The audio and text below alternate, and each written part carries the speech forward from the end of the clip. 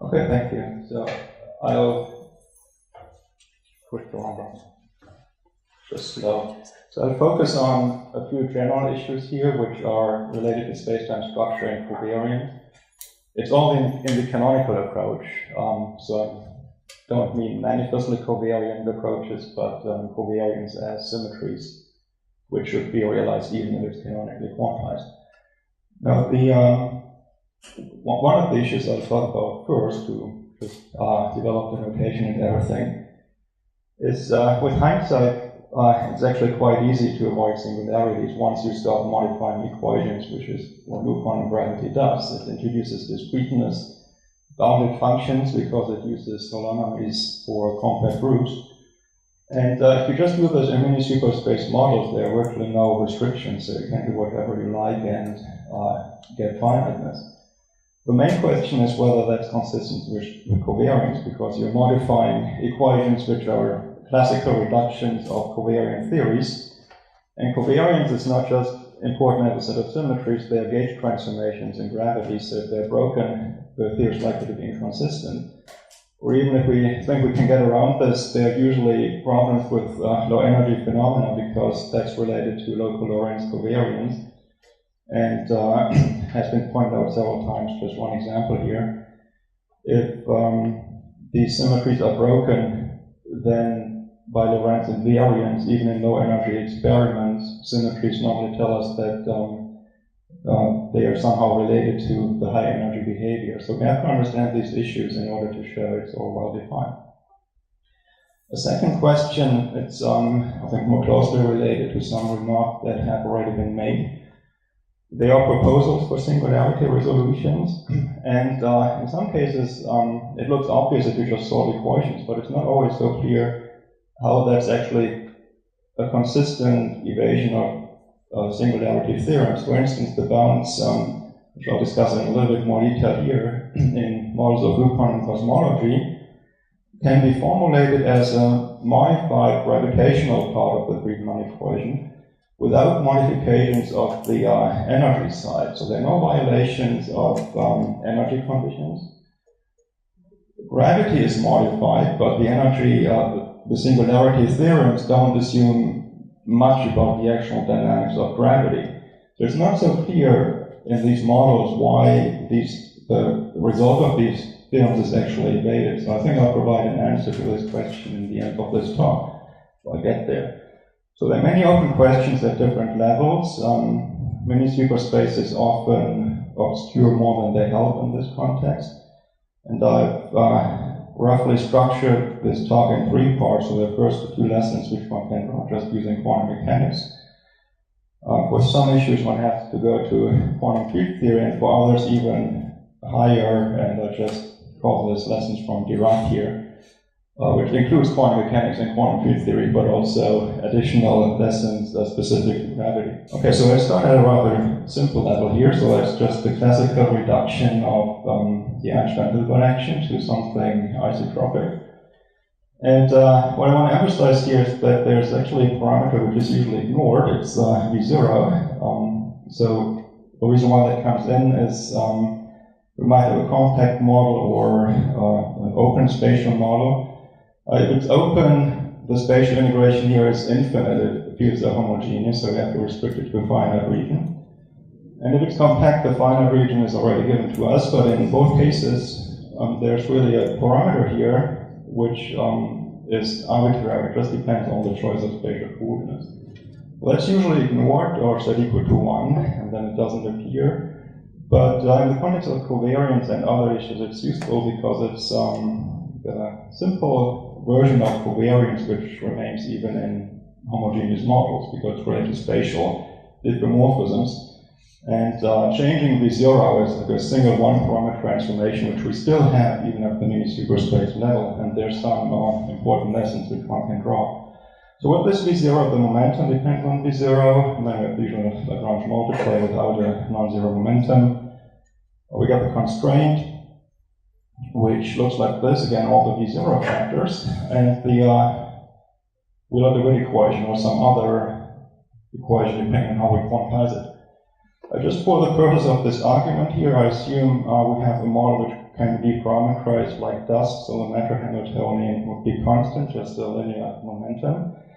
And with a change of variables, we can write the gravitational term as a standard kinetic energy plus the potential. Again, the V0 factors appear. So if we assume V0 is constant, we can use standard quantum mechanics. Physical Hilbert space then ignores time, so that's no longer an operator, and we just have wave functions of Q. And evolution generated by this PT here as a function of Q and PQ is standard Schrödinger in this case. And it can be interpreted more invariantly as relational observables. So these are standard procedures from also to Dirac and Eisenhower's. Now this V0 appears here, so if we don't set it equal to a constant, then quantum mechanics tells us that quantum corrections will depend on V0. It affects the mass term here and the potential. So the classical equation, even though there are V0s here, it all cancels out because we know it's just the Friedmann equation classically, which is independent of the choice of spatial coordinates. If we quantize it, this form tells us that quantum corrections will depend on V0 and correspondingly on spatial coordinates. So it seems like breaking even spatial coordinate transformations. So that's one question here which we should address before we go to space-time covariance. Related to space-time, I'm not going into a lot of details about these issues, but it's easy to quantize if we can deparameterize, if there's a time like t which does not appear in the Hamiltonian. But then there may be different choices. Sometimes there's no global choice, maybe I choose local interval times. And we don't really know how that affects prediction. So again, that would be something like covariance changing the choice of time. If you go back to this equation here, standard wave equations will tell us we need initial values for state at t equal to some constant. In quantum gravity, we usually don't know what kind of state we should choose. We don't know whether they're ground states, and even if they're formal ground states, we don't know whether the universe should be in some kind of ground state. So it's more arbitrary, at least here. And then, really going into covariance, we know that the mini-superspace constraint is obtained by a reduction from a fully covariant space-time theory. But then we quantize in this mini-superspace approach, just looking at the classical reduced expression. We don't refer to any covariant theories anymore. So if we just do this, there's no reason why quantum corrections should be restricted at all. But then they're basically arbitrary. And it's very likely that we will break covariance. So I'll talk about all these issues in more detail. Here's one more slide before I go into this first part. A few details about quantum cosmology. So here we don't actually use the scale factor directly, but this p variable here, which could be both negative or positive, related to the densitized stride and then the connection component. So reduced to isotropy here. The Friedmann equation then looks like this. So here I actually don't write the V0, so that's a place where I'm ignoring that too, but I'll introduce it later on. What most models of new quantum gravity or cosmology use is the fact that the force theory does not represent the connection but only holonomies in some SU2 form, they're bounded functions. And that suggests that the constraints and the dynamics should be modified. So instead of having a polynomial in C in this connection component, there might be a bounded function like this one here. And L is a parameter which is not really derived, but controls these modifications. So for small c, close to classical regions that can be expanded. So we get c squared over p, which by the Friedmann equation is related to rho. So that's related to higher curvature corrections. And if this L is close to the Planck length, which is sometimes suggested, then the corrections here are the standard magnitude rho over Planck density.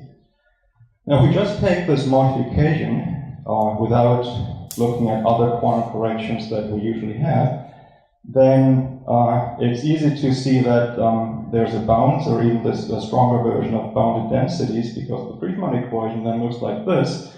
The left-hand side is bounded, L is a constant, gamma also is a constant, a multi-parameter. So the right-hand side must be bounded, and the energy density cannot diverge. Well, that's a simple conclusion, but the tricky part is really embedding this in a quantum theory and then also in a covariant model. So these are some of these open questions.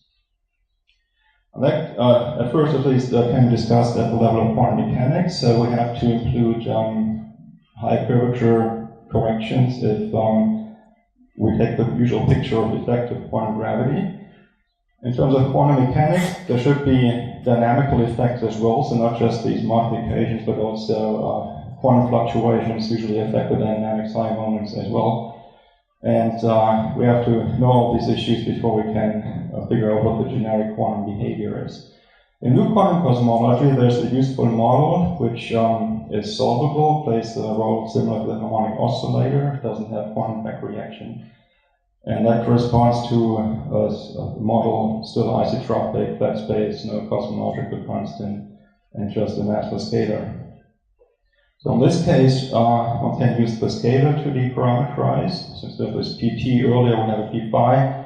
I'll solve the Friedmann equation, and any choice of canonical variables that are usually used, it's quadratic. So not standard harmonic oscillator, but still quadratic. And that means it can be quantized without actual quantum corrections on the trajectories. If we use holonomy modifications, then this h here should be replaced by a bounded function like the sine. Looks like it's no longer quadratic because the sine is not even polynomial. But it turns out there's still a linear system, so we can write p phi as a linear expression in one variable j here, defined like this. And j and v are our new phase-space coordinates. They form a linear algebra. The Hamiltonian is linear in these variables. So again, just like the harmonic oscillator, we have no quantum corrections to the trajectories. So quantum states would just follow trajectories corresponding to the modified Friedmann equation. To quantize, I'm not going to go through the details. One could use coherent states, for instance. That's an SL2R system. And the Hamiltonian is a combination of the generators. So there are many different techniques that one could use. Just one example here, that's the wave function, the volume here vertically and the scalar field horizontally. And the bounds would happen right there in this model. General models are more complicated. So now since we have identified something like a harmonic system or free theory, we can use standard or maybe non-standard perturbation theories to include additional effects which break the harmonic behavior, like the actual scalar potential or anisotropies. And we can use the dynamics, in this case, usually just approximately, but it's still analyzed within such a model. So we can use standard quantum path integral techniques or canonical versions to derive quantum corrections. Canonically, that works by these quantum back reaction effects. The fluctuations, higher moments, are now coupled to expectation values, unlike in harmonic models. And one can show that that's the same as using standard low energy methods for effective actions. So we get the same results in systems in which both techniques can be applied. Now, one of the problems is that we have to know the state to estimate the moments, which now couple to these expectation values. That's what I call problem of states. And again, in quantum gravity or quantum cosmology, we don't really know a lot about what kind of state we should choose, whether it should be Gaussian or something else, or if there's some other kind of ground state or something which is well motivated. So before we can discuss whether bounces are generic or other mechanisms, we have to know what states we can use, but they know strong restriction. I focus here mainly on covariance, and there's also a relationship here. So these moments, fluctuations, and so on are subject to their own independent differential equations. And if one uses an adiabatic approximation to correspond to a time derivative expansion in the standard picture, we get higher time derivatives, and that's what we should expect based on standard higher curvature actions in effective quantum gravity. So that's at least something which looks like it's going in the right direction. But it also tells us that these corrections should be relevant near the bounds or in any high curvature regime. But then the modifications which we had here are of the same order of magnitude, rho over Planck density, that we would expect for higher curvature terms. So unless we really derive all these higher curvature or quantum back reaction terms in detail, we cannot be sure whether this modification here is really dominant or whether there are additional curvature terms which might prevent the bounds. That's one of the reasons why the bounds, except for these very simple solvable models and some related ones, very closely related in terms of this perturbation theory, in these models we know that there's a bounds, like Jurek said, there's an energy density operator which is bounded, so it's not just at this modified level, but even at the level of quantum states. But other models, it's not so clear, so we don't know whether there's always a bounds. It's still an open issue. In loop quantum cosmology, people sometimes use a different kind of effective equation, which is simpler and which just has the modification and nothing else.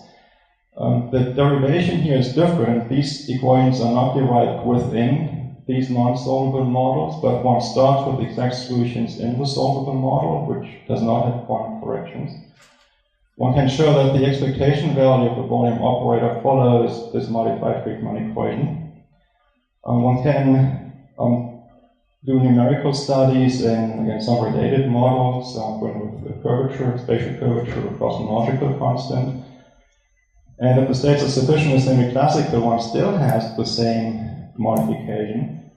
But then one starts extending this to all kinds of models with scalar potentials, with anisotropy, where numerical investigations have not been done in detail, derivations have not been done. So it's not so clear if that's actually a justified procedure in the context of more complicated models. There's one indication here by Barham and company, which was still in the solvable model, but states which were not necessarily semi-classical.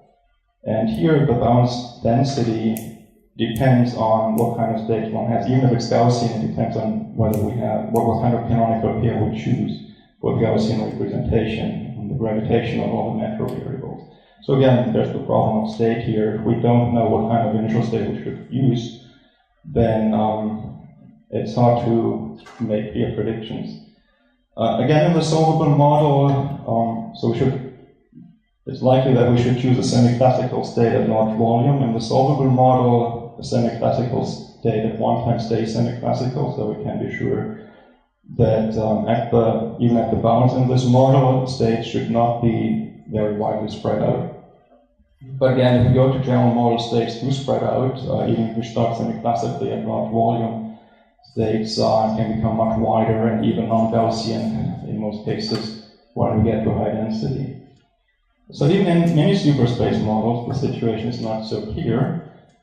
There were some indications related to covariance, and now the second part I'll provide a few more details. So again, here the equation with this V0 parameter. In this part, I'll introduce a mini superspace approximation, not for gravity, but for self-interacting scalar peak models, which tell us where this V0 actually comes from. Within a mini superspace model, it's an arbitrary parameter, which means we cannot interpret the quantum corrections appropriately if we know them. But this connection to a field theory will make this more clear. Again, just a self-interacting scalar model. So that's the Lagrangian. The mini superspace model is usually not used in this context, but we can just assume phi to be homogeneous with the same V0 parameter, so a finite region. And do the canonical analysis. Again, the momentum depends on V0, and we get a mini superspace Hamiltonian, which looks a lot like what we had in this simple Wheeler-Witt equation. So 1 over V0 in the kinetic term, V0 in the potential. A mini superspace quantization down here. Now we can derive quantum corrections. I just sketch very briefly how this works. Someone wants to know more details, I can go into it later on. So we define the effective Hamiltonian as the expectation value of the mini-superspace Hamiltonian in some state, so there's no coherent state assumption here. We just parameterize the state by its moments, so expectation values, fluctuations, and higher moments, which I do not consider in this approximation. So these are just fluctuations, even though I write the parentheses in different positions, but this way it's easier to generalize this to higher moments. There's a Poisson bracket, not just for expectation values, but also for fluctuations based on commutators. That allows us to derive equations of motion for this effective Hamiltonian. For p and phi, we get something that looks like the classical equations coupled to fluctuations, and the fluctuations themselves are subject to differential equations. So dot here, standard time derivative. We could solve them using initial states, but we don't need to do this if we use an additional approximation, which is adiabatic. So we assume the moments evolve slowly with respect to expectation value. If that's true, we can set the left-hand side to equal to 0 and get algebraic equations on the right-hand side. If we also assume that fluctuations saturate the uncertainty relation, which means we are close to the vacuum of the free theory, then all the moments can be uniquely determined by the phi expectation value through the potential. We can insert this back up here and derive an effective potential by which only depends on phi itself, or the expectation value, no longer on the moments which we've solved for. Now if we look at the corresponding W, which would be the potential density, which classically is independent of V0, then the first quantum correction depends on V0. That's a specific example of what I said earlier. We have this V0 dependent mini-superspace Hamiltonian. Quantum corrections, unlike the classical terms, depend on V0. In particular, in this case, and more generally, we can make quantum corrections arbitrarily small by just choosing a large V0. And that doesn't mean any specific physical regime, we just choose coordinates so that V0 is very large.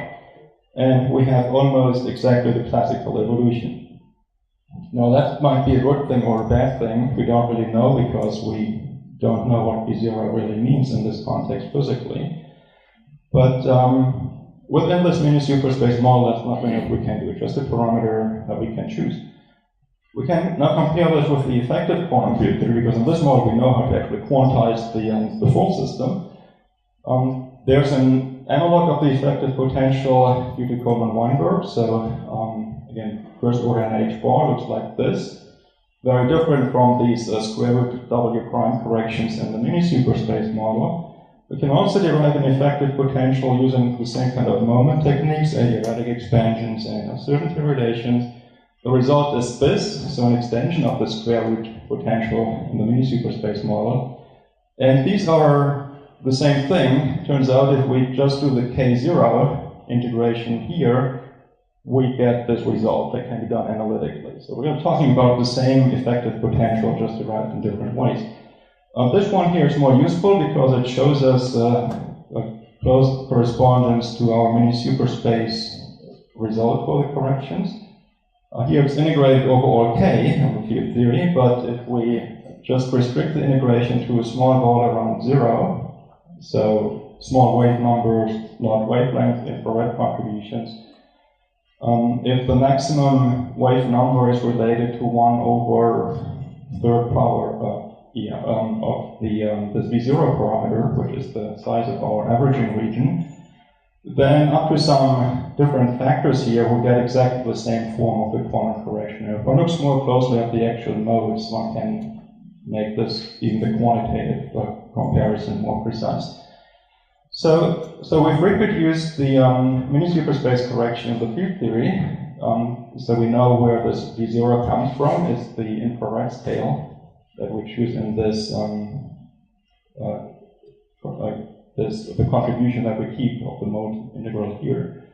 So if we choose V0 very large, that means we go very close to zero at the upper bound of the integration, and almost no modes are left in the system. That's why quantum corrections go down, because we just ignore more and more modes of the actual interacting quantum theory.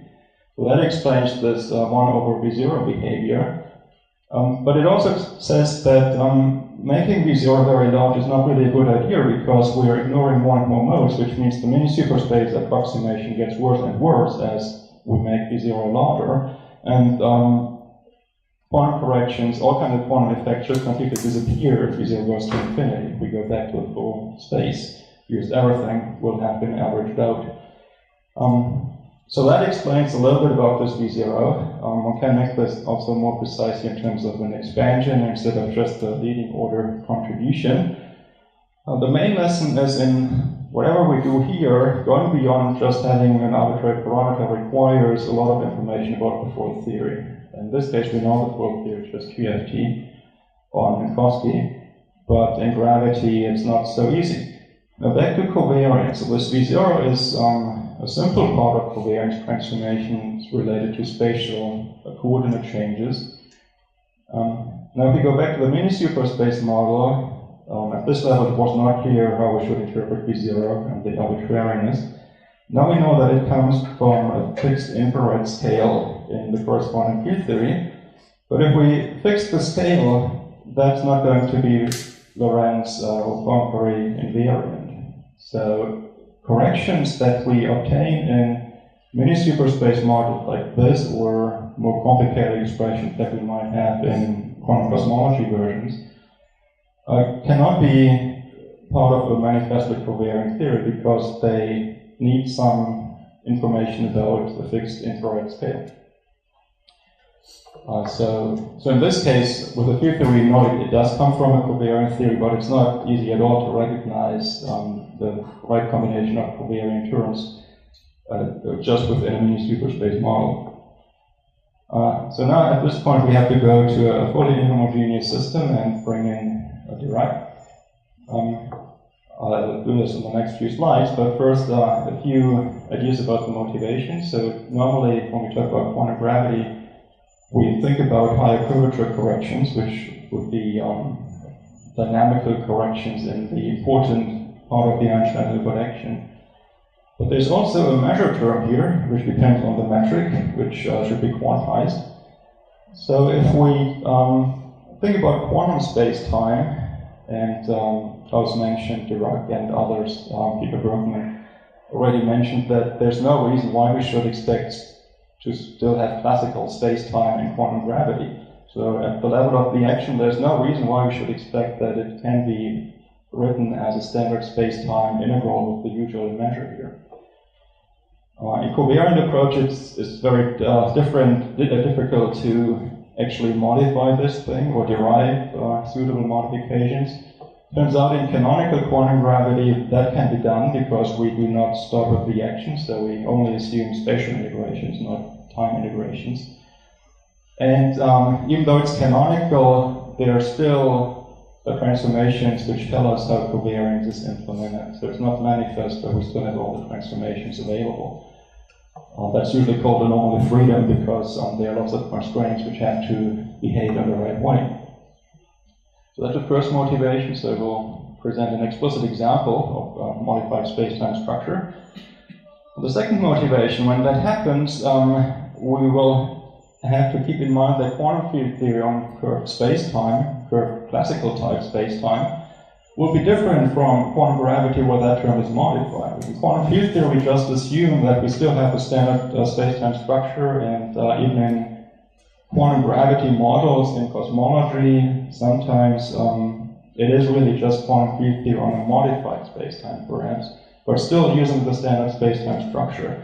So what I'm talking about here is much stronger than just modifying the Friedmann equation or a dynamical equation. It would even modify the Riemannian structure or Lorentzian structure, perhaps, that we usually assume when we write down Friedmann-Robertson-Walker elements, for instance. And also here, there will be a few more examples. Now, Dirac comes in when we actually think about an actual implementation. So in canonical quantum gravity, it's usually called a non-covariant approach, but again, covariance is still there, it's still an important consistency condition.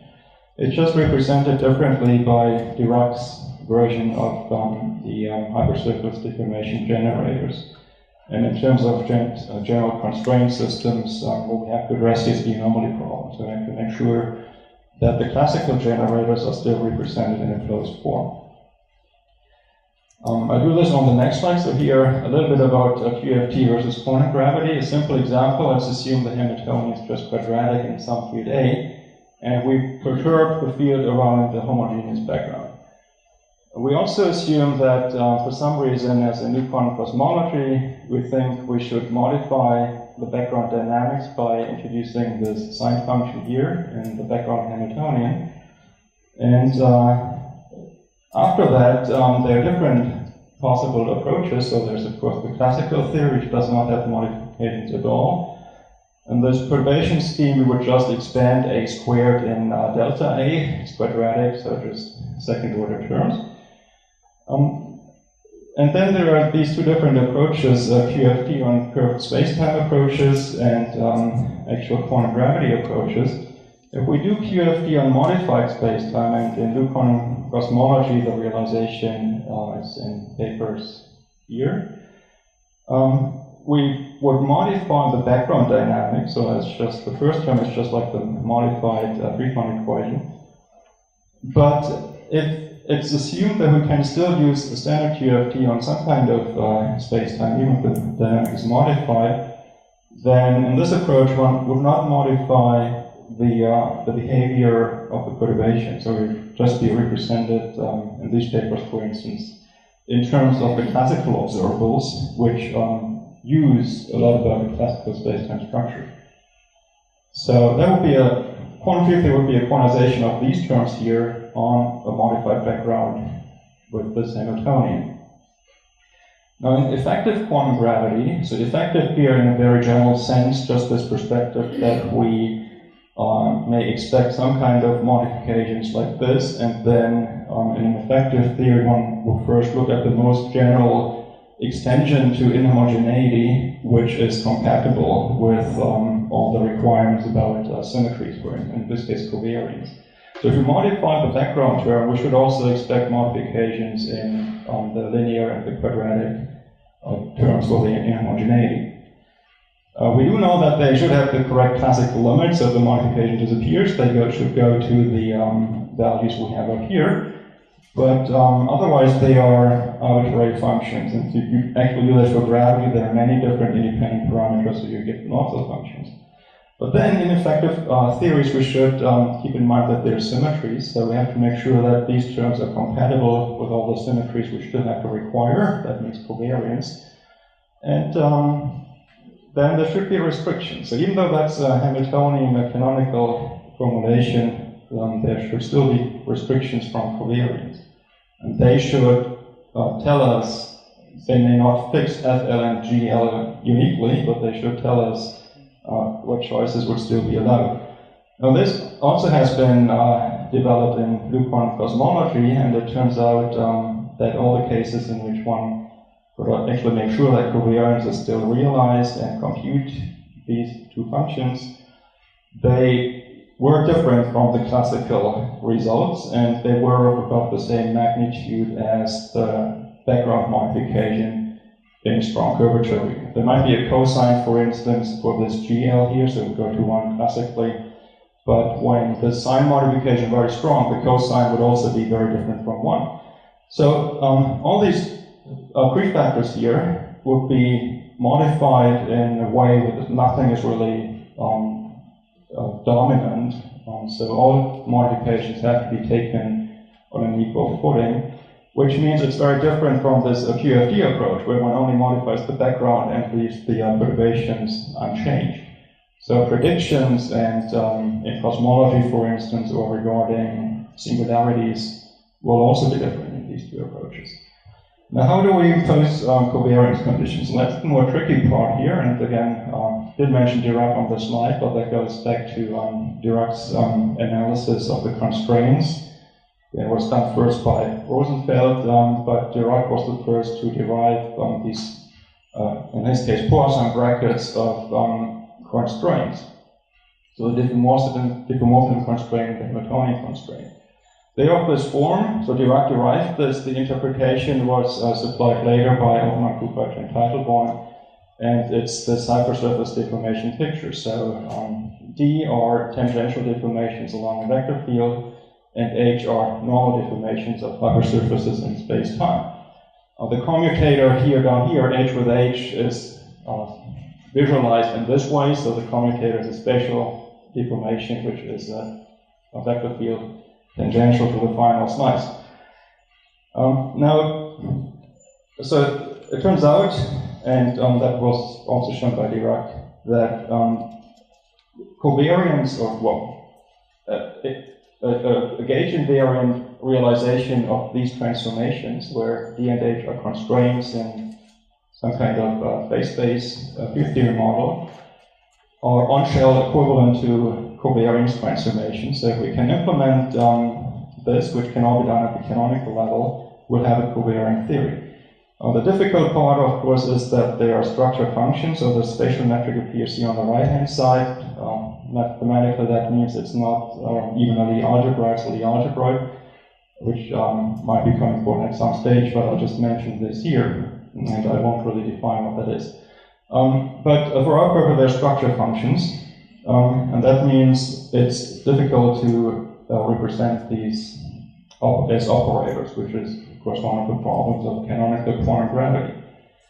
But if we are able to do this, and it's at least possible in some reviews and some effective models, then we have something, a quantum theory which has local Poincare invariance. So that will be guaranteed by having closed brackets. Again, we have structure functions, so we should really look for a set of three operators, D, H, and a Q operator here. And two of them, D and H, are constraints, so they should annihilate states when they quantized and still have closed commutators. In many cases, particularly in new quantum gravity, one focuses first on the constrained surface or Hilbert space, and just look for states which are annihilated by H and Ds. For consistency, then one also needs closure, so the constraint operators need to have commutators which are either completely zero or linear in D and H. And there are some models in which that's possible, spherical symmetric models and 2+1 models. However, it's also important to make sure that this full off-shell form of the constraints is realized, because even if we still have an anomaly-free system, so closed brackets of the constraints, if that's completely different from the hypersurface deformation brackets, even in some classical limit, then we will not have local Poincare invariance. We would have a consistent canonical theory, but it would not be covariant. And there are examples for systems where this happens. I'm not sure if Jorge will talk about this tomorrow, but in spherical symmetry, he and Gambini discovered a way in which one can simplify the strictly symmetric version of these brackets by using suitable linear combinations of H and D. And this linear combination will commute with itself. So it's the structure function in particular disappears. So it's a much simpler system in terms of constraint quantization. And they've provided anomaly-free realizations of this bracket even with these holonomy modifications. It turns out it's not so obvious that this also implies the right structure of hypersurface deformation. So after we quantize or modify the dynamics, we would have to show that we can go back and undo these linear combinations and go back to something like a hypersurface deformation set of brackets. Turns out that's not so easy if there are modifications like holonomy corrections. So there are some cases in which that is still possible, others in which it is not possible. And there's a similar version here that's in 2+1. And here it's not abelian, but the HH bracket can be written as a Poisson bracket of some modified diffeomorphism constraints. So it's just a smearing function, which are slightly different from the standard shift vector. Also here, there's no structure function on the right-hand side, so easy to quantize, but again, that's not really a a Lie bracket relationship because there's not a single generator on the right-hand side. So it does not imply that we still have hypersurface deformations after that's quantized. Now, to see what can happen, again, here's a simple model. So if you go to full GR constraints, it usually gets pretty lengthy. But the main effects can be seen again in a scalar model, just one spatial dimension, and I choose a Hamiltonian constraint in this canonical formulation, which looks a little bit like what we have in gravity. So there's a function f here for kinetic term, quadratic classically, and then first and second derivative of the scalar field, which looks like terms that we have in the Ricci scalar if phi is like the metric. And the numerical factors are fixed by requiring closure of the constraint brackets. That's some kind of diffeomorphism constraint. These are simple transformations. And with this definition, one can work out the Poisson brackets. So p and phi are fields which are canonically conjugate. And it looks like the third equation of Dirac's hypersurface deformations, where instead of the inverse metric and the spatial metric, we have the second derivative of this kinetic function here. So for any choice of f, this bracket here is closed, so it would be a consistent system. Actually, it turns out in this simple model, h and d is not closed, but we just look at h with h. That's a closed bracket, so it generates meaningful transformations. Classic. You're right into your question time now. Okay, since 37 minutes here, that's what I was looking at, but maybe your clock is faster. Classically, f of p is p squared, so that would just be a constant. And if we model holonomy modifications, then f is not quadratic. The second derivative is a cosine, so the brackets will be modified. We won't have the standard space-time structure anymore because it does not correspond to hypersurface deformations. And in particular, it can be negative. In terms of hypersurface deformation, we know what that means, that it is negative.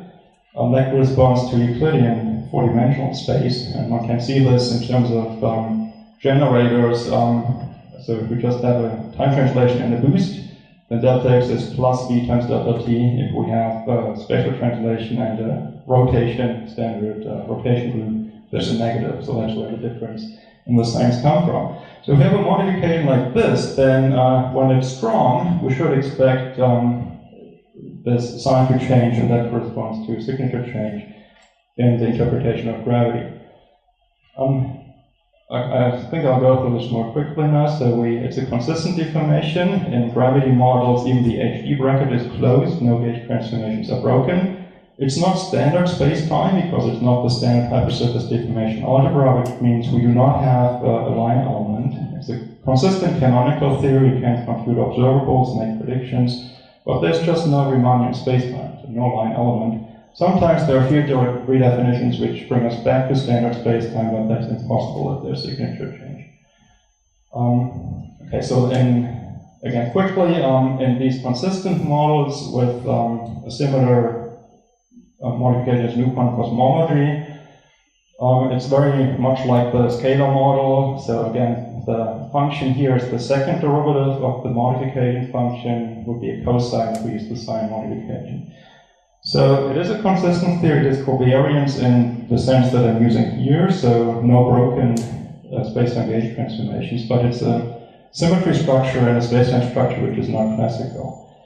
On the next slide, I'll show again quickly that that's not undone by quantum back reaction, so it is really distinct from high curvature corrections. And then after that, I'll have just a little bit more on signature change in cosmology and plateaus.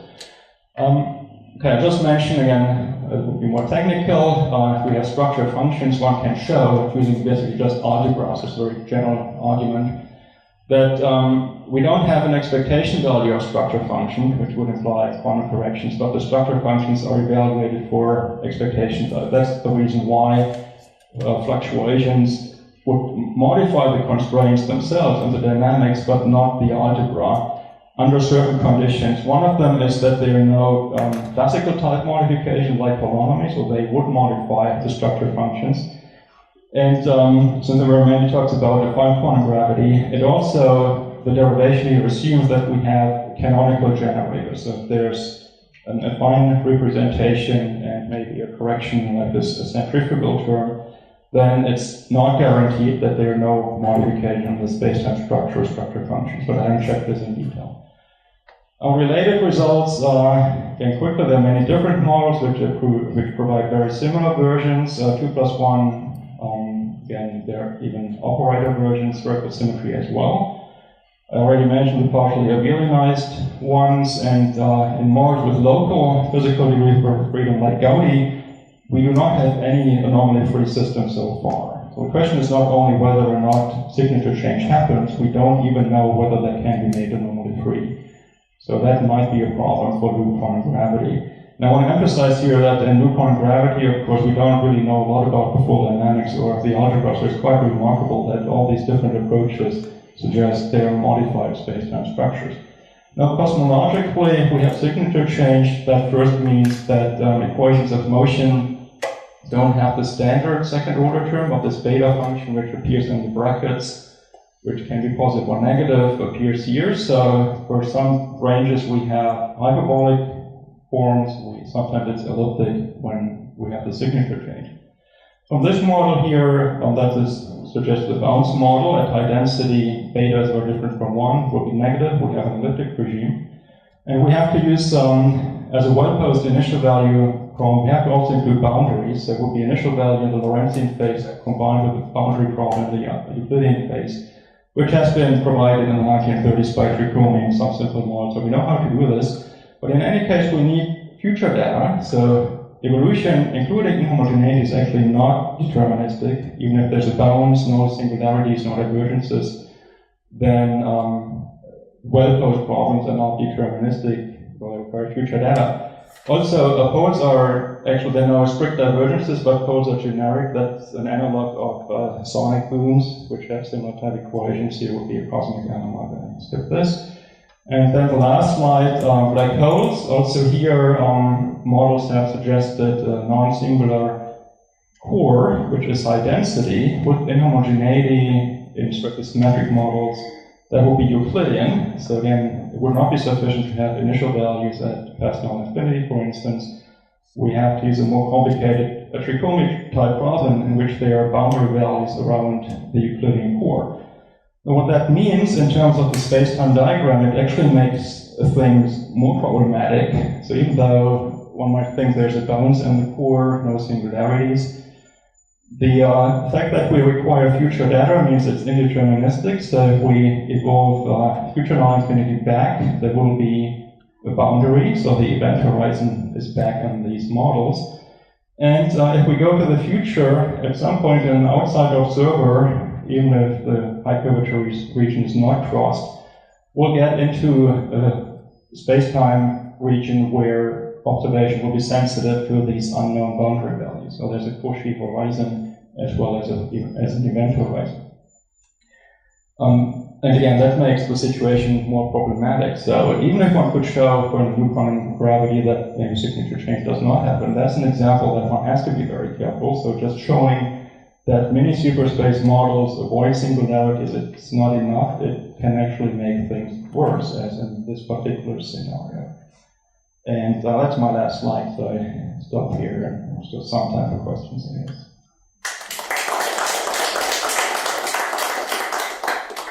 Okay, a couple of questions. Yeah. So you were talking about your constraint algebra and how it changes sign close to the bounce and loop quantum cosmology and other models. And I agree that there's something very interesting that's happening there. But I'm not convinced about the interpretation as a signature change, because we also have a Hamiltonian constraint, and we know what that would look like in the Euclidean case. And the Hamiltonian constraint for L2C at the bounce point does not have the same form as the Euclidean Hamiltonian constraint would have.